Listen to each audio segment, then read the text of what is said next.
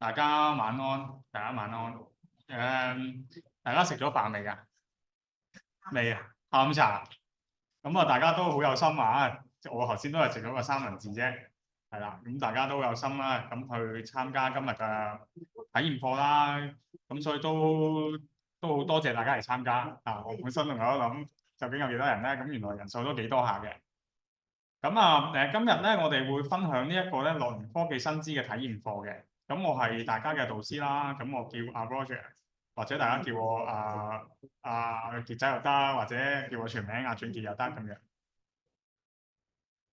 咁咧少少簡介啦，其實我就喺理工大學畢業啦，咁亦都有7年工作經驗嘅。咁其實之前亦都喺機電工程署啊，同埋喺科技產品研發公司咧工作過嘅。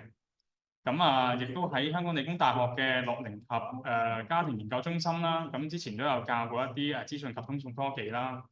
咁今次咧亦都好有幸啦，即係能夠加入咧都會大學啦，去為樂齡科技新知咧去擔任導師，同大家分享一啲樂齡科技上邊一啲新嘅科技啦、應用啦，同埋相關嘅知識嘅。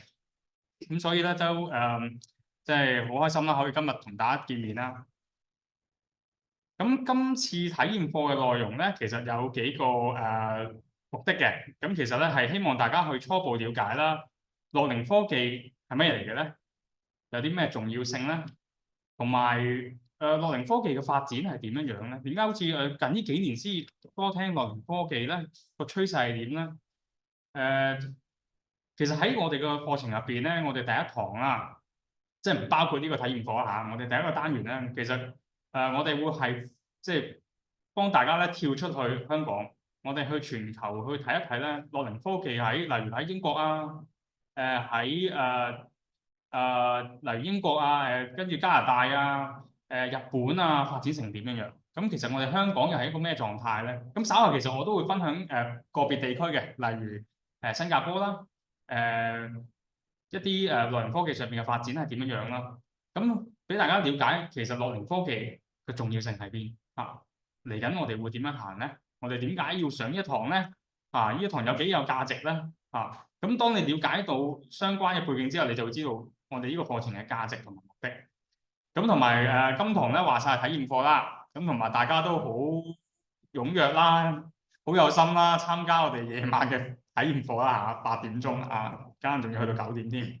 咁都準備咗個特別環節俾大家嘅嚇，呢個可能係 Zoom 嘅同學咧，未必即係親身睇唔到啊。咁因為我都揾咗啲朋友啦，之前我喺即係科技公司度工作啦，咁都揾咗啲朋友咧，借咗一啲樂齡科技嘅產品俾我哋啲同學試下嘅體驗下咩樂齡科技有啲咩特色咁所以呢個係現場嘅同學仔咧就即係有咁嘅福利啦咁我哋事不宜遲啦，我哋馬上開始。嗱，首先咧問大家一個問題啦，以下呢啲嘢咧係咪樂齡科技咧？嗱，大家我想舉下手喎。平板電腦算唔算樂齡科技啊？即係你純粹感覺啦。平板電腦算唔算樂齡科技啊？有人話算喎。其實可能我開頭睇都覺得算喎，諗幾開心係咪啊？玩個 iPad 係咪先？按摩機咧算唔算樂齡科技咧？都有同學舉手喎，係咪令我開心啊嘛？大佬快樂喎，可能都係樂齡科技嚟嘅喎。嗱，呼吸機係咪咧？好重要啊！呢樣係嘛？即係維持生理必須嘅喎，係嘛？會唔會係樂齡科技咧？電動輪椅係咪咧？呢個係呢個其實都係一個幾典型嘅例子嚟嘅，幾典型嘅例子嚟嘅。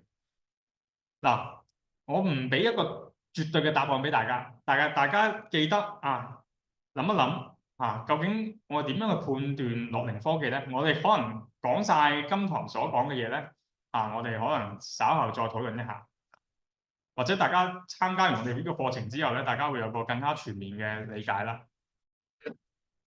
好啦，首先我哋先講下樂齡科技嘅重要性啦。其實呢個咧必須要講一講我哋人口一啲比例其實咧，根據世界衛生組織大家都應該耳熟能詳啦。嗰陣時疫情成日講世衛公佈啲咩數字啲大家戴口罩大家應該耳熟能詳㗎啦。咁其實世衛咧，其實幫我哋人口比例咧，做咗一啲唔同嘅定義喎。例如咧，65歲或以上嘅人口咧，佔咗成個社會7%或以上咧，就叫做一個高齡化嘅社會。簡單啲嚟講咧，你香港抽100個人，有7個人係65歲以上嘅話咧，其實就已經係高齡化嘅社會㗎啦。咁啊，仲有㗎，65歲嘅人口佔咗14%以上嘅話咧，就係一個高齡社會啦。已經係更加即係更加多老人家喺呢個社會入邊即係你喺香港抽100個人咧，有14個人都係65歲或以上嘅喎。咁其實仲有一級㗎，就係超高齡社會就係當呢個65歲嘅人口咧，佔咗21%咧，即係100個人入邊抽21個人出嚟咧，就係已經係65歲或以上咧，就係呢個超高齡社會。咁考下大家啊，大家覺得香港係一個咩嘅社會咧？高齡化嘅社會嘅同學舉下手。100個人入邊有7個人係65歲或以上嘅，大家如果覺得係嘅話，舉下手。應該有。高齡社會咧，有冇人覺得係高齡社會嘅？都有啲喎。超高齡社會嘅咧，未至於啊。100個人入邊有21個人係65歲或以上喎。未至於有同學好堅決話未至於睇下線上嘅同學有冇反應先。暫時都未人答中。咁我開估咯。其實目前咧，香港咧已經係成為一個超高齡社會。已經係啦，已經係個超高齡社會即係100個人入邊有21個人65歲或以上喎。係啊，原來咁鬼多啊！即係原來我哋香港最大嘅群體咧係大家老人家有個更加重要嘅消息啊，就係過多唔夠10年啦，2034年咧，香港係會成為一個極高齡社會，即係65歲或以上嘅人口咧佔28%嘅，即係抽100個人出嚟咧，有28個人係65歲或以上咁呢個題外話啦，咁所以點解咧？依家即係2蚊搭車咧咁關鍵咧，就係因為嚟緊咧2蚊搭車嘅支出可能極多呢個題外話咁講啦咁所以大家你可以了解到咧，原來人口嗰個老化咧係好嚴峻咁其實會帶嚟啲咩影響咧我哋再睇闊啲啦，聯合國啦咁其實喺2023年咧，聯合國咧發表咗一份咧名為咧Leaving No One Behind in an Aging World 即係喺一個老齡化嘅世界入邊咧，我哋要確保冇人咧係被遺落嘅一份報告。咁嘅呢份報告咧就話咧，2050年咧全球會有16億嘅人口咧會達到65歲或以上，即係65加啦即係每6個人入邊咧就有1個咧係65歲或以上。咁80歲或以上啦，即係80加嘅人口咧，甚至乎會達到4億添。所以咧，其實香港咧並不孤單嘅，即係原來咧高齡化嘅問題或者人口老化嘅問題咧，其實係一個全球性嘅現象。咁嗰份報告即係呢份聯合國嘅報告好權威咁其實佢仲有個大膽嘅預測喎，喺2050年咧，全球頭10個老齡化最顯著嘅地區或者國家咧，香港竟然排第一係超越咗日本同埋韓國喎。其實好開心有同學咧夠膽挑戰。其實有2個原因嘅。咁其實咧，因為香港人咧，其實好事嚟㗎。其實好事嚟，唔好覺得咧哇個社會越嚟越多白髮老人家係壞事。其實唔係㗎，好事嚟嘅。你睇翻，因為香港人越嚟越長壽咯，其中一個原因都會㗎，係㗎。我諗各方面有影響啦。最主要呢2個影響咧，就係香港人變得好長壽啦。我哋醫療系統發達啊嘛，咁我哋先至長壽㗎。咁另外一個可能大家都會體驗到嘅就係政府都即係津貼2萬蚊咧，俾人生小朋友啦。因為香港嘅出生率咧係下降得好犀利。咁所以呢2個原因咧加埋一齊咧，就即係令到即係聯合國啦都大膽預測啦，我哋即係預測啫，唔一定係嘅。咁當然都希望嚟緊香港越嚟越多後生仔啦，好似我咁後生仔多啲 baby 啦，咁就自然人口就會即係普遍就再年輕化，就或者唔好咁快高齡化啦嚇。咁但係喺呢個趨勢下會有啲咩問題咧？仲有一樣嘢嘅就係我哋發現咧，只有長者嘅住戶。咩叫只有長者嘅住戶咧？就係啲長者即係一對 couple 啦，一對伴侶啦，佢哋可能未必有小朋友嘅。咁兩個人嘅長者即係一個公公一個婆婆嘅住戶係逐漸增加即係佢哋可能係冇子女去照顧佢哋嘅未必有子女去照顧佢哋。咁呢個亦都係我哋一小發現啦。咁所以咧，其實我哋就會睇到咧，越嚟越多老人家或者長者係需要被照顧啊。咁同埋咧，越嚟越多老人家亦都有機會令到醫療嘅資源咧好緊張令到另外咧就係院舍人手都有機會不足啦。因為其實都喺院舍度，其實本身人手已經不足㗎啦咁如果嚟緊仲咁多即係可能長者可能要入去院舍嗰度去被照顧嘅話咧，其實都有一個龐大嘅社會壓力啦。咁所以咧，我哋都思考一下，即係喺咁嘅情況底下，其實有啲咩可以幫到手咧？仔生4個咯。邊個養啊？我都好難搞喎。咁喺呢個時候咧，其實我哋就要諗一諗有啲咩幫到手咧？除咗強迫人生小朋友啦，或者嚟緊會唔會津貼津貼10萬蚊生一個咧？我會考慮下，我積極考慮下，積極翻去做下人先。咁我哋頭先有同學講得好啱啊，就係其實咧，我哋會唔會去透過一啲科技嘅介入啦，一啲其他手段去幫助到成件事嘅？咁至少我哋而家睇到咧，就係即係高齡化或者老年化咧，係一個全球性嘅現象啦。部分國家或者地區咧，比香港更加早咧，其實踏入咗高齡化或者超高齡嘅社會。我哋有冇機會向佢哋學習咧？其實即係樂齡科技唔係話香港去即係推廣出嚟或者去發明出嚟嘅，而係我哋即係可能借鑑咗其他地區嘅經驗。咁我哋睇到人哋用啲科技去面對或者嘗試去應對啦老齡化嘅社會背後帶嚟嘅挑戰啦。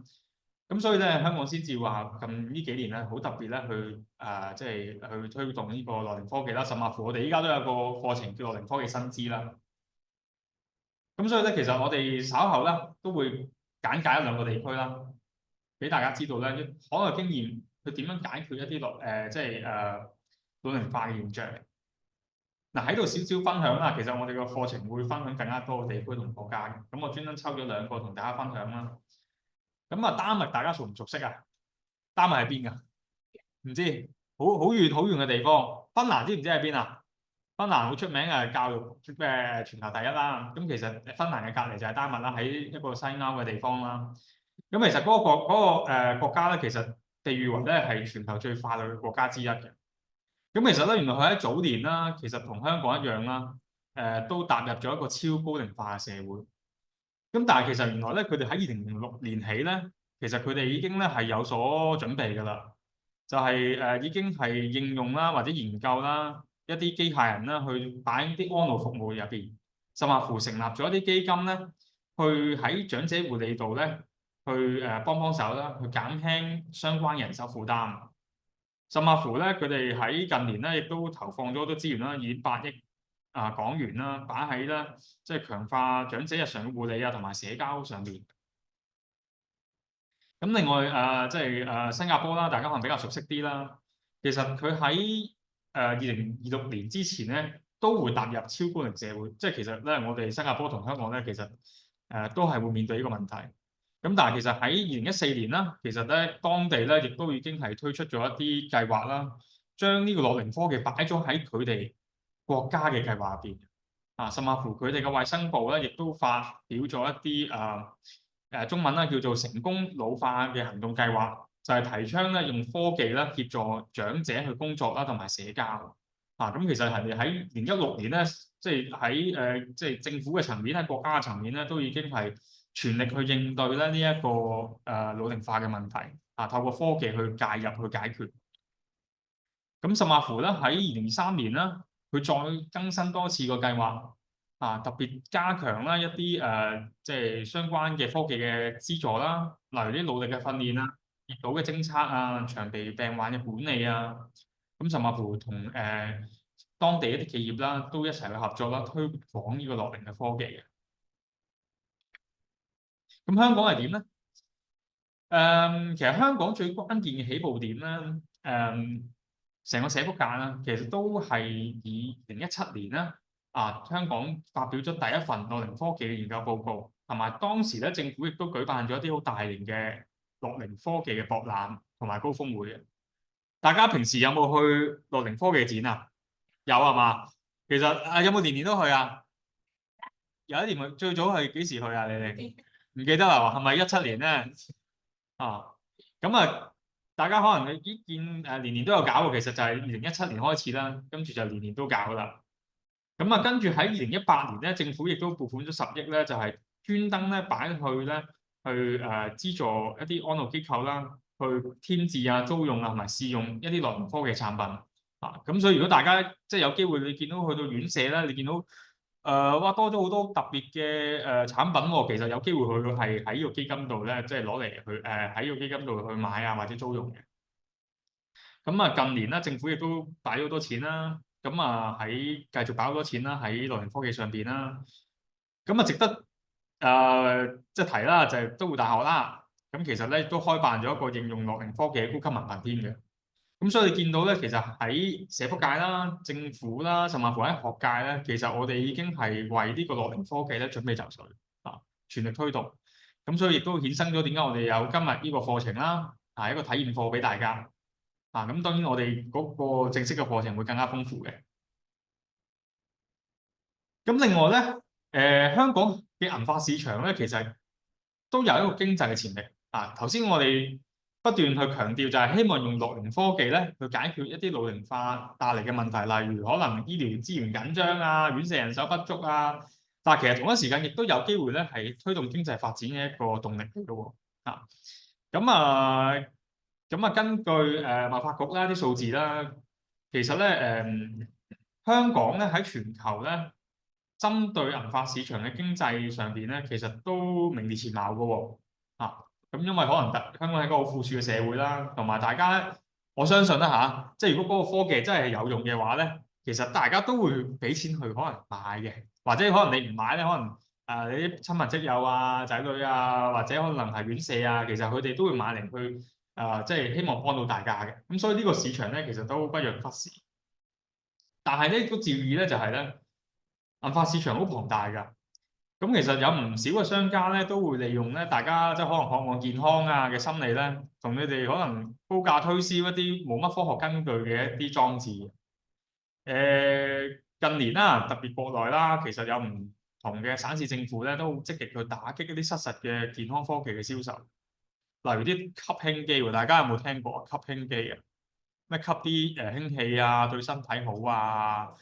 咁其實呢啲咧喺國內嘅省市政府咧出埋新聞稿話呢啲咧都係即係呃人嘅。咁另外咧就係一啲負離子嘅助療儀喎，大家有冇？係啦，好多商場都有嘅，據我了解嚇。嗱，我唔講嗰間嘢係咪點啦，或者佢哋係點啦，但係至少喺國內政府咧，其實都有直接有提點過咧，就係話一啲負離子嘅助療儀咧，其實咧就以對抗咩糖尿病啊、高血壓啊、老人痴呆症作為招來，但係其實呢啲咧都係冇科學根據嘅。我認知咧都開到成行成市嘅。咁所以喺呢個課程咧，其實我哋希望咧做到啲乜嘢嘢咧？其實就係希望大家可以詳細了解樂齡科技嘅定義啦，究竟點解要有樂齡科技啦、發展趨勢啦，同埋大家要掌握咧一啲常見嘅健康問題，或者可能唔係你哋自己本身嘅，可能係你哋屋企人佢會有啲咩健康問題，我要多加留意咧，有啲咩科技可以幫到佢咧？特別可能係醫療啊、飲食啊、居住啊、交通方面、出行方面，佢哋有啲咩訴求咧？我哋可以點樣透過科技去解決咧？而更加重要嘅係咧，都希望大家去讀完我哋一科之後咧，去認知到唔同嘅樂齡科技設備功能咧嘅基本原理同埋實際應用嘅，即係幫大家去裝備大家嘅知識啊。咁佢至少咧可以揀啱產品，同埋咧亦都避免俾一啲不法嘅商人咧去推銷一啲無效嘅產品嚇。咁所以我哋希望呢個課程咧就係大家起碼可以掌握到呢4個目的同埋要點嘅。咁喺度大家有冇啲咩問題先？大家有冇啲咩問題？有啊有啊。咁喺我嘅課程入邊咧，即係呢一個 CBMP 啦1124CW，大家有冇報名啊？其實未報名。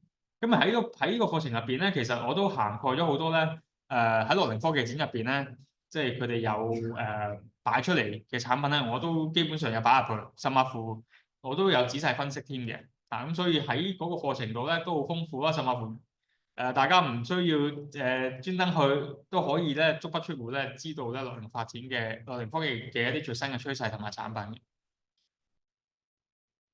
暫時大家有冇啲咩問題咧？可以大家討論下嘅。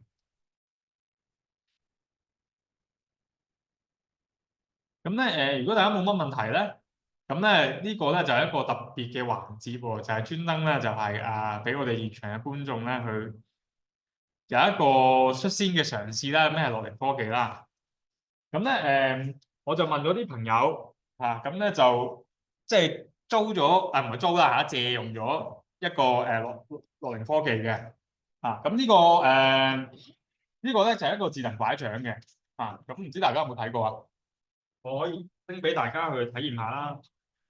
咁大家可以分發下嘅，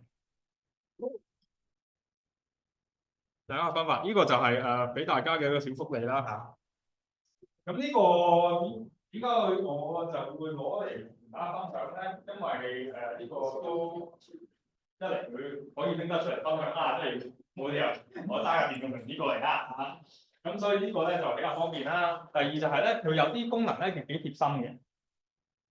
咁咧就大家可以了解下啲樂齡科技或者一個拐杖嘅科技依家可以點樣進步咧？可以進步到一個點嘅一個境況咧？俾大家率先有個體會。咁呢個咧有冇意見？係啦，咁呢個其實俾大家比較下呢個其實俾大家即係比較下，去好係嘛？你可以點都得㗎。問咗嗰個創辦人㗎啦，呢個就一個傳統嘅拐杖啦，呢個就一個新型嘅拐杖啦。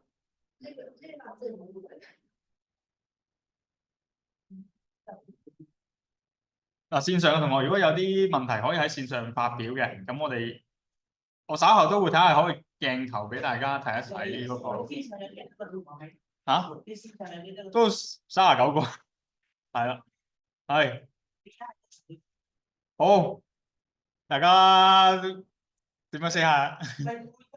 我開咗啦，大家好啊！我哋有同學都同大家打招呼啊！因為我見到佢哋啊嘛。係啊。佢哋見唔見到我哋㗎？應該見唔到，應該見唔到。好，咁大家可以交換口，嗰邊冇人㗎。好。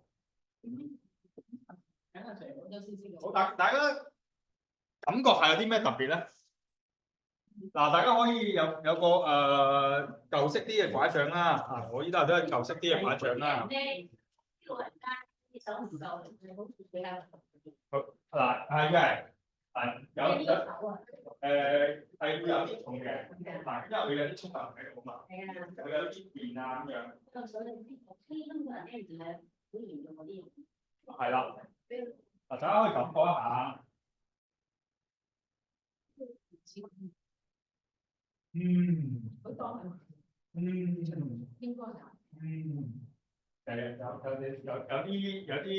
你有啲觸覺啊？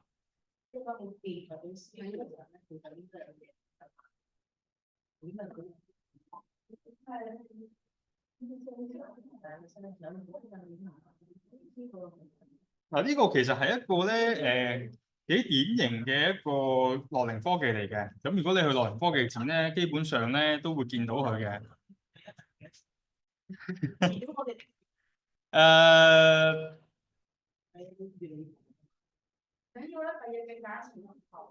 嗱，我先着咗個功能先嚇，我哋之後落堂我再分享下。嗱，我純粹係見佢即係易啲拎俾大家展示啦嚇。咁同埋咧，佢係一個佢啲功能咧，其實都好多樂齡科技咧都有呢個特色嘅嚇。咁我等一陣先開估啊。大家覺得佢應該會有啲咩特色咧？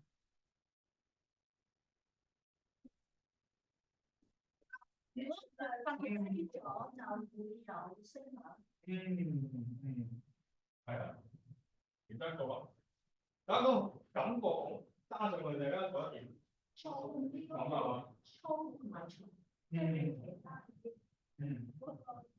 即係嗰個男士咧又啱多，自己成日細啲嘛，佢咁唔多重複，即係咁啱位俾我。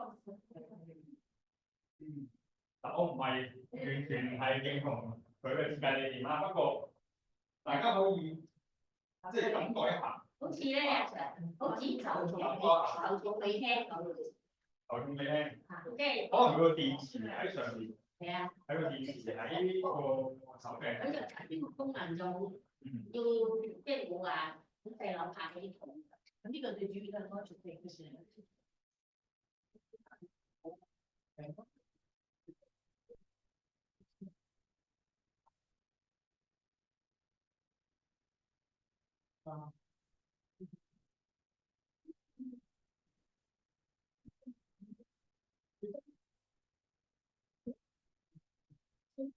最主要 safety reason 先㗎。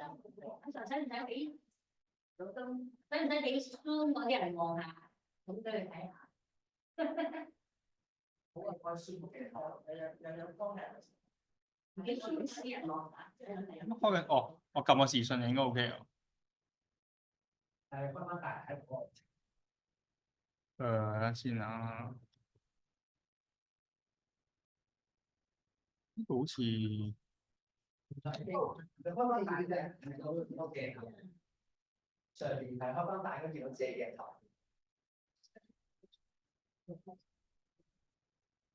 哦，呢度。可能。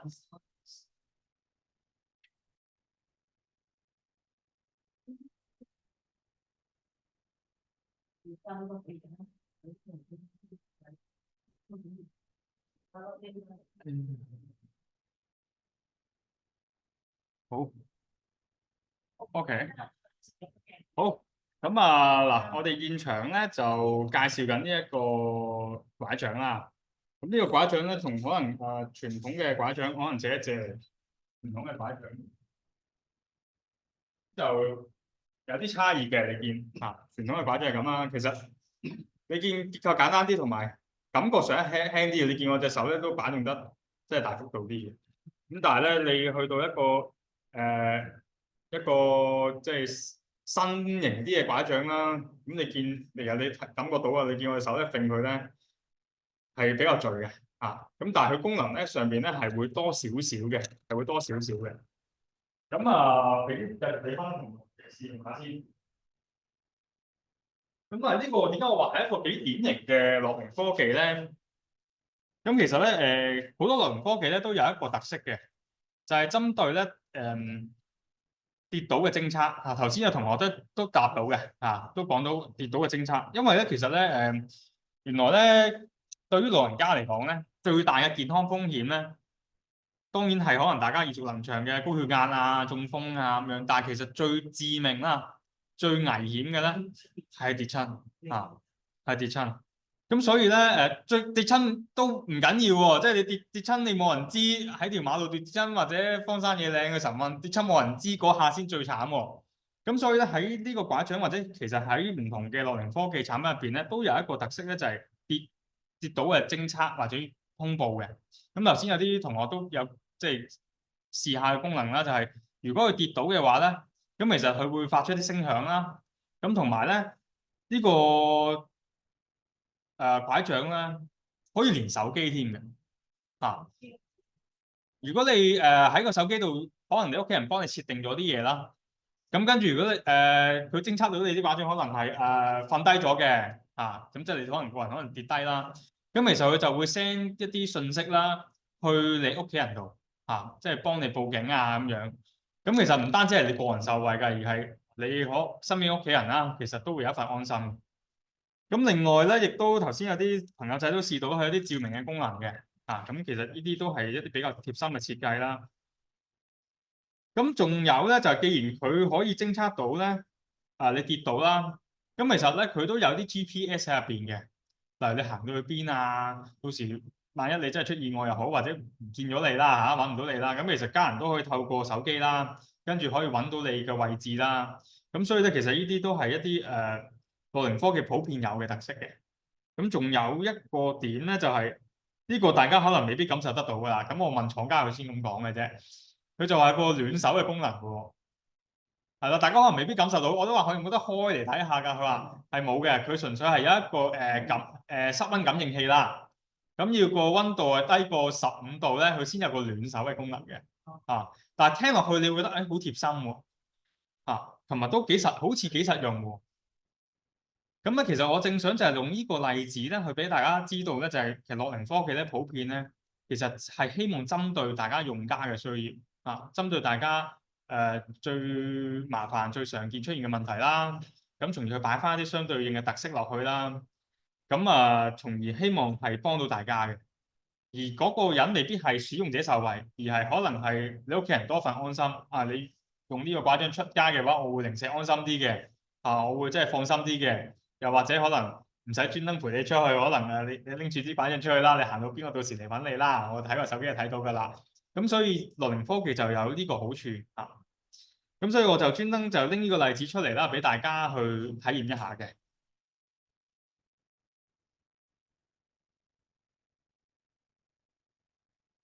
咁大家有冇啲咩問題，或者可以繼續去試用下嘅？撳下啲掣啊，或者佢咧要開咗機之後咧，跟住你一熄燈咧，跟住佢咧感應到咧周邊嘅環境暗咧，佢就會着呢個燈喎。個廠家咁樣同我講。如果要擺低咗擺咗跌低，就跌低啦。咁如果我飲茶擺咗唔可以打，一定要撳低。Suppose 呢個係呢個幾好問題，我問翻廠家答翻你啊。係啊。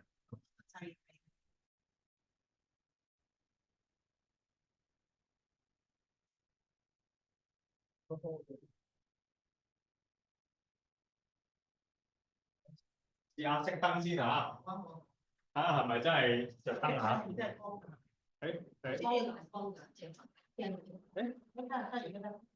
着燈喎，係啦。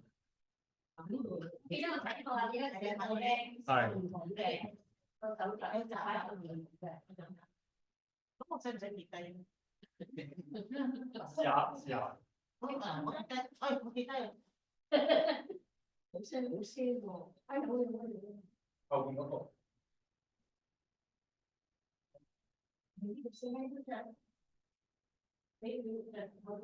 Zoom 嘅同學仔咧，有冇嘢想問啊？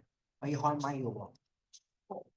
呢個我喺課程嗰度咧，我會再答翻大家嘅。係啊。係啦。唔想開咪都可以打喺聊天室嗰度。我開翻陣燈先。咁呢個拐杖咧嘅詳情咧，我都會喺課程嗰度簡介嘅，係啦。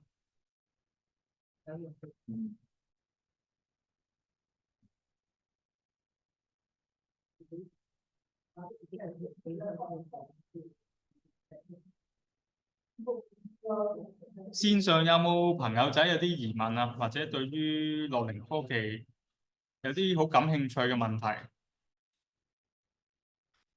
或者其實喺度都可以同大家講多少少。其實個課程咧，我哋依家課程咧，其實我哋有一半嘅資料咧，其實我哋已經寫好㗎啦。咁仲有一半咧，我哋仲喺度做緊嘅。咁所以如果大家有啲咩想我哋擺入個課程其實你心入邊咧好想呢個課程出現呢啲內容嘅，其實你可以話俾我哋知。咁我哋咧可以依家都再擺落去滿足大家嘅好奇心啊，或者可以幫到大家嘅。咁同埋講多少少啦，其實我哋呢個課程咧，即係會由我去即係草擬一啲內容啦。咁其實我哋都會有我哋校內嘅總監啦，甚至乎咧校外嘅評審啦，去審核一啲資料。所以其實成個內容咧都會係確保到好客觀啦、專業啦，同埋係要幫到大家嘅嚇。即係我如果我寫啲嘢係唔夠全面嘅，或者唔夠仔細嘅，或者可能有啲偏頗咧，其實啲課程總監咧都會肥我㗎，都要叫我加多啲嘢嘅啊。所以其實呢個課程咧係幾豐富嘅，係啦。你見我今日可能講得嗰20頁PowerPoint，其實到時咧我哋係會分幾個方面去講嘅。我哋第一課咧就會講呢一個全球化嘅老齡化趨勢啦，世界各地差唔多有6、7個國家同埋地區咧嘅樂齡科技嘅發展啦。咁另外咧，單元1、單元2、單元3、單元4，接住落嚟嗰4個單元咧，其實我哋就會分別從咧醫療啦、飲食啦、居住啦，同埋出行啦，即係衣食住行呢4方面咧去講嘅。咁所以咧就非常之全面㗎，即係由我哋全球化嘅一個角度啦，去到我哋衣食住行嘅醫療衣食住行嘅樂齡科技咧，我哋都會一一涵蓋嘅。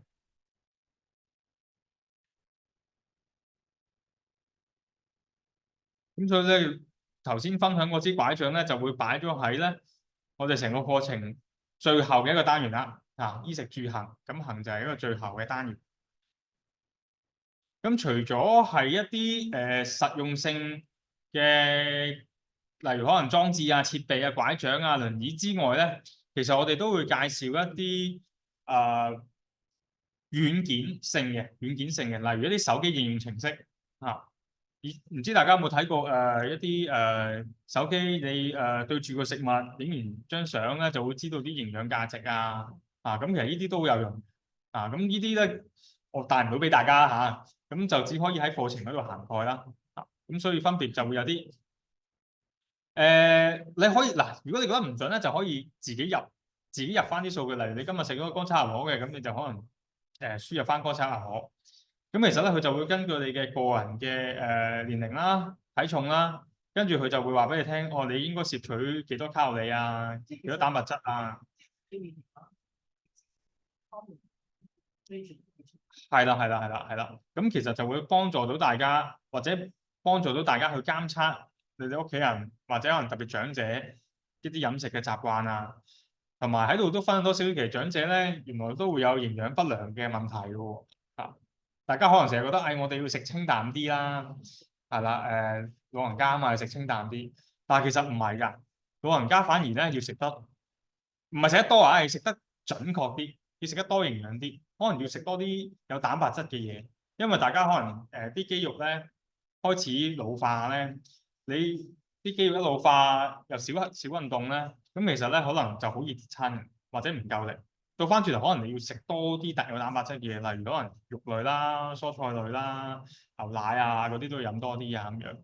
咁其實喺我哋個課程，就算即係可能未必話好科技類啦，我哋都會包括埋呢啲營養一啲即係指引啊、一啲 tips 啊擺埋入邊，係啦，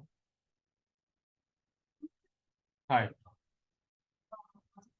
嗯嗯，咁就全部都係網上學習啦。係。咁有冇話嗰個旅行時數啊？定係落一哦，其實真係冇所謂㗎，因為嗰6個單元咧，你真係冇話題嘅，所以我哋寫呢個時間咧，只係一個所謂嘅標準啦。但係你係唔需要特登跟嘅，因為始終呢個嘢自修㗎嘛，就唔同一啲你需要坐喺度乖你聽嗰啲，所以你嗰個時數係冇限制。只不過我哋本身可能一個單元，佢有7段片，佢每段片食你6分鐘咁樣。咁你可能你上完一個單元，佢講緊大嘅都係9個字左右。咁你計翻可能6你真係都成個鐘頭、4個鐘頭、個鐘頭先睇得兩個單元嘅。佢講緊你個思考嘅咁所以你玩到個個有8個左右嘅，可能真係要試翻去大碼係啦，雖然我哋標準同啦，但係你之後一定過嗰度你做功課就一定要重關嘅話，呢就冇話真係逼你一定要嗰個時間。我話咧，個都係我呢個網上資料嗰度做，即係單詞之後話俾你聽叫做咩？哦，其實係我呢個反而就係我哋一開始上載㗎啦，上載咗嗰個指引啦，同埋嗰個係乜嘢嘅公司後咧，你就翻個平台度撳翻作業嗰陣就睇得到一個。咁佢有講座同埋學習學生，咁學校咁樣。但你都明白，嗰個字數係字數就係為咗遲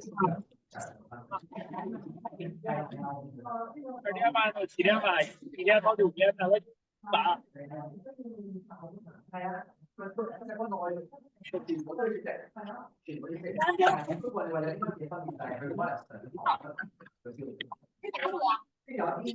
有啲譬如呢一個咧3日都係真係 Maths 嘅話咧，咁內容就都係緊扣嘅。咁但係可能有一啲譬如文化上，可能佢嗰個學習嗰個咧有3個出去，咁變咗我真係要我哋呢件事嘅方法嚟講，就係要少少係啊。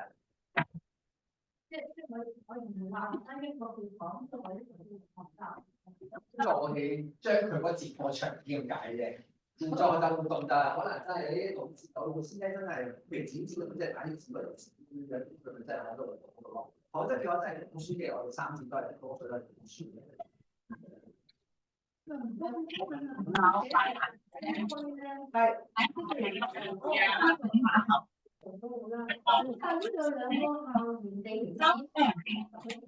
問得好好，講翻呢個先。葵青區係一個區域嚟嘅，我哋葵青區有2個校園，一個麗景校，即係而家坐喺度，一個就喺葵青嗰邊。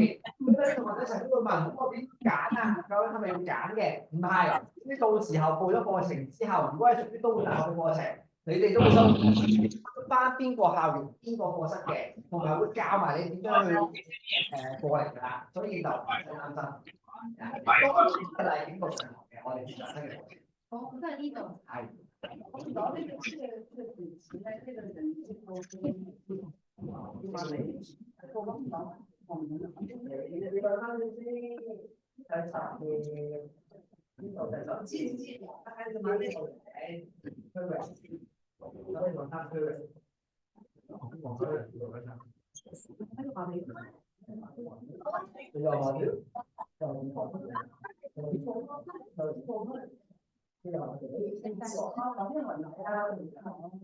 唔係嘅，我想問，如果我話因為單一係手腳咧，其實嗰個手機咧，包嗰個 app 咧，係咪已經我做到呢個目的㗎啦？唔使整個台面電腦咁樣講。係啦，所以我剛剛所講就係你可以任何地方、任何時間，只要你有電子裝置，可能電話、平板、電腦就先發揮到都可以。但係好多市場啲。同埋啲報名嗰度咧，就有冇之前嘅標咧，直情係 schedule 用到，因為都係。如果你 QR code 嗰個報名咧，我哋只限於親身交報名俾嘅時候，我哋就俾錢嘅啫。如果你真係要網上報名嘅話，或者嗰啲網上自由課程咧，淨係可以透過網上系統度做嘅。原因係咁樣嘅，因為你都知道佢係網上課程啦。咁如果網上課程你唔知用電腦嘅話咧，咁你報名都係嘥氣嘅。係啊，啱啱想問。係啦，咁所以咧，我哋係要求咗網上嘅自學課程一律都係需要網上報名嘅，除非有兩個情況，就係你真係冇電子支付工具，或者你係交綜援啲，咁我哋先要收報名表嘅。咁你話如果冇電子支付會交啲乜嘢咧？唯一嘅方法就係去中國銀行嘅櫃台服務嘅錢入300蚊，咁就交嚟。網上報名係點啊？入去個 website。係啊，如果 website 就喺呢度，本書仔嘅左下角會有嗰個網址嘅。入到裏面咧，佢已經有個 list of 嗰個 A course，有個細嘅網站報名係入去先會見到我哋都會拿報名。呢個過程係點就？好啊，暫時未有。遲啲會有，因為我哋嗰個學院嗰個條款政策就係第一次開咧，如果網上課程淨係第一個學期淨係開網上嘅啫，第2個學期先至會分發俾其他機構睇下佢有冇興趣做翻嗰個研究。第二個課程即係7年咁樣。誒，再去即係一年有3個。係啦，31。大家多啲支持嘅面授嘅課堂就會多啲啦。係啦。哦，問啊問。鬼憎用手機，好鬼憎用手機做啲咩 Zoom，但係我而家想學，不過可唔可以咧喺公用嘅地方，我用電腦會 OK 嘅。咁例如啲咩可以喺地方見書本多嘅？嘥電話仲唔得？用嘥電話唔得，用嘥電話仲唔得咯？好憎個啱誒，電話會死晒，咁你有冇平板電腦？乜都冇，乜都冇。因為圖書館淨係先有。咁又唯有即係圖書館咯，圖書館其實都可以㗎，一定要安，好似一定要安裝個程式都可以做㗎。但係咧，到時我有問題嘅時候，但我可以帶開功能啲 audio 嗰啲，可以。但係可以講嘢喎，嘈咗我圖書館，我哋有問題嘅電話咧，打文字咯，而家打字㗎嘛。黐線㗎。咁你其實老師係你啲後生仔話打字快同埋就講，就算你講完都好，都唔如果你真係有問題需要答你㗎喎。我俾個電話你啊，你到時打俾。其實同埋你我啱啱好似我咁樣啦，我都會同啲 Zoom 嘅同學仔講，你有真係好急嘅事，你咪開咪咯。冇嘅，你打字，我後面幫你睇翻個問題去答。咁你真係慢慢，其實你真係慢慢打得㗎啦。我哋啲硬件可唔可以下載落？可唔可以下載落？你講緊咩？即係我啲課堂啲硬件啊？唔得，唔得。知識產權。哦，明白。哦，係啊，我諗住作結啊，講埋一啖。嗱，大家頭先了解到少少樂齡科技嘅基本知識啦，同埋體驗咗一支拐杖啦。大家覺得呢4個邊個係樂齡科技？第一，平板電腦係嘅，仲係覺得樂齡科技嘅，大家舉一手啊！有冇人覺得係？係咩？但我記得頭先嗰邊嘅先生好似話平板電腦係嘅。誒點用啊？嗱，如果嗱其實係嘅。嗱，如果你話入邊佢係有個程式用緊嘅，係例如頭先拍照食嘢嗰啲咧，咁其實係嘅。嗱，如果係純粹喺度打緊機嘅話咧，就未必就未必幫到手，因為頭先我哋話樂齡科技希望幫到大家解決生活上面嘅問題啊嘛。咁另外嗱，呼吸機係咪咧？嗱，喺我角度啦，我就會定義佢係一啲專業嘅醫療設備啦，就未必係一個樂齡科技，因為樂齡科技佢講求嘅係比較係個個都用到嘅，個個長者都普遍可以用到嘅，解決一啲基本嘅生活上面嘅疑難。咁按摩機同一道理啦，都未必係啦，因為佢純粹係一個按摩嘅功能啦。